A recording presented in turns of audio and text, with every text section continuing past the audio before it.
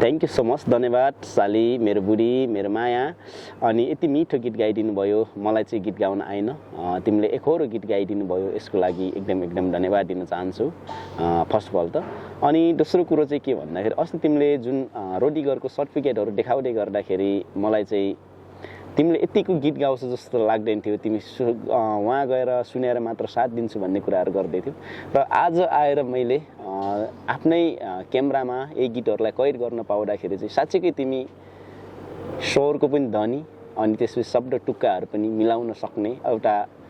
लोकदोहोरी गायिकामा हुनुपर्ने गुणहरू मैले देखेँ आज तिम्रो जज बन्ने भए खुसी लाग्यो के भन्न चाहन्छौ यो गीतहरूको बारेमा मेरो च्यानलबाट र युट्युब च्यानल र फेसबुक पेज सुनिल ब्लग्सबाट चाहिँ यो गीतहरू मैले अपलोड गर्दैछु केही दिनपछि के भन्न चाहन्छौ तिमीले यो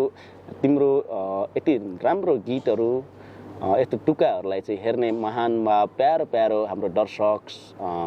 साथीभाइ अनि इष्टमित्रहरूलाई के सन्देश के सुझाव र के भन्न चाहनुहुन्छ भन्नुहोस् त मैले त्यस्तो केही त भन्दैन हैन अब के भएको भएछ त यस्तो भन्ने हुन्थ्यो अब हामी जस्तो सामान्य मान्छेले के भन्न दिन सक्ने हैन त्यही पनि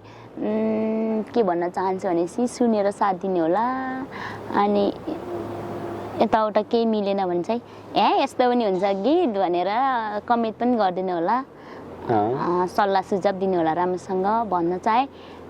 जानी नजानी यस्तै लेक बेसी दाउरा घाँस गर्न जानेलाई गीत गाएको है तर त्यो अब म सिकेको यताउता गरेको भएछ त म त यत्रो सङ्घर्ष गरेर गीत गाएको किन यस्तो भनेको भनेर पनि अलि नराम्रो पनि लाग्न सक्थ्यो यो गाउँ बेसीमा गीत गाएको गीत जोपा त्यसले राम्रो पनि नलाग्न सक्छ होइन त्यही भएर मैले फेरि तपाईँलाई छोएर मात्रै गीत गाएको तपाईँले यस्तो हो भन्दै मुखले नगीत गाए पनि वचन यस्तो भनेर मैले गीत गाएको अनुसारको जवाब दिनुभएको थियो त्यही भएर त्यही हिसाब गीतको जवाब दिएको मिल्यो या नमिलेन तपाईँहरूले चाहिँ छानबिन गरिदिनु होला हेर्ने दर्शक साथीहरूले भन्न चाहे अनि हाम्रो पेज सुनिल ब्लग्स2 र युट्युब च्यानल सुनिल ब्लग्स2 लाई चाहिँ के गरिदिनु पर्यो रे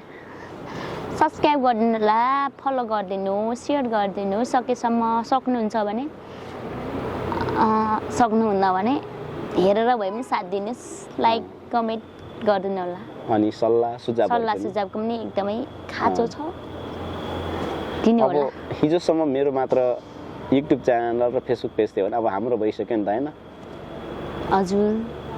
अब हाम्रो चाहिँ अहिले आजदेखि भन्दा पनि हिजोदेखि मैले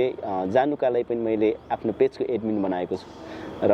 मैले उसलाई पनि एक्सेस दिएको छु र कहिलेकाहीँ समय भएको खण्डमा ऊ पनि लाइभ आएर तपाईहरुलाई मनोरञ्जन दिनुहुनेछ अथवा चाहिँ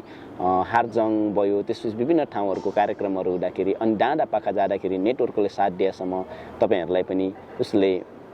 केही लाइभ प्रत्यक्ष लाइभहरु देखाउने कोसिस गर्नेछ त्यसको लागि पनि उसलाई आज यो जानकारी गराउन चाहियो भिडियो मार्फत तपाईहरु सबैजनालाई उसलाई चाहिँ मैले आजदेखि एडमिन बनाएको छु तिमीलाई कस्तो लाग्यो खुसी लाग्यो अब कहिलेकाहीँ तिमीले पनि कुनै ठाउँमा जस्तै हारजङ गाउँ भयो यताउता जाँदाखेरि कहिलेकाहीँ चाहिँ रमाइलो क्षणहरुलाई पनि कहिलेकाहीँ नेटले सम्भव दिएसम्म नेटले कतिको साथ दिन्छ हैन नेटले साथ दिदासम्म इन्टरनेट भएको ठाउँहरुमा चाहिँ कहिलेकाहीँ तिमी पनि लाइभ गर्दियौ हैन र लाइभ गर्न नसके तापनि तिमीले कहिलेकाहीँ चाहिँ हाम्रो पेजको लागि यताउता भिडियोहरु बनाएर राख्न सक्नुहुन्छ है रमाइलो ठाउँमा गयो भने साथीहरुलाई हेर्ने दर्शकहरुलाई मनोरञ्जन दिन सक्छु म पनि हैन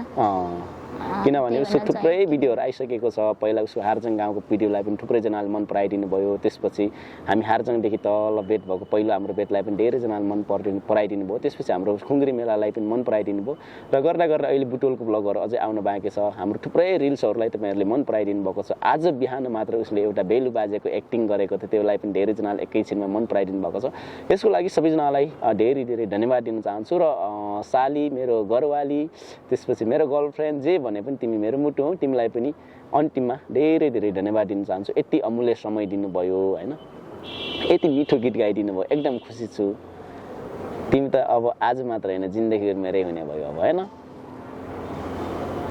सुनिल ब्लग्स2 को गर्लफ्रेन्ड हुन पाउँदाखेरि कस्तो अनुभव भइराछ